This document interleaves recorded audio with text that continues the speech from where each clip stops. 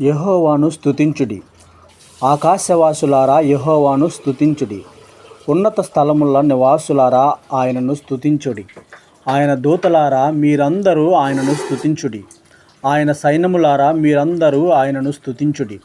సూర్యచంద్రులారా ఆయనను స్తుతించుడి. కాంతిగల నక్షత్రములారా మీరందరూ ఆయనను స్తుతించుడి. పరమాకాశములారా ఆకాశము పైనున్న జలములారా ఆయనను స్తుతించుడి. యెహోవా ఆజ్ఞ ఇయ్యగా అవి పుట్టును. అవి యెహోవా నామమును స్తుతించునుగాక. ఆయన వాటిని నిత్య స్థాయువులుగా స్థిరపరచి ఉన్నాడు. ఆయన వాటికి కట్టడ నియమించెను. ఏదియు దాన్ని అతిక్రమింపదు.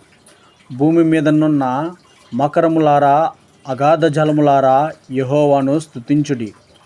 అగ్ని వడగండ్లారా హిమము ఆవిరి ఆయన ఆజ్ఞను నెరవేర్చు తుఫాను. పర్వతములారా సమస్తమైన గుట్టలారా ఫలవృక్షములారా సమస్తమైన దేవదారు వృక్షములారా మృగములారా పశువులారా నేలను ప్రాకు జీవులారా రెక్కలతో ఎగురు పక్షులారా భూరాజులారా సమస్త ప్రజలారా భూమి మీదనున్న అధిపతులారా సమస్త న్యాయాధిపతులారా యెహోవాను స్తుతించుడి.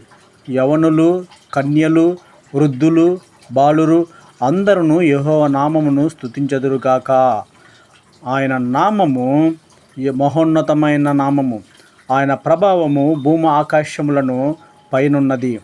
ఆయన తన ప్రజలకు ఒక శృంగమును హెచ్చించి ఉన్నాడు. అది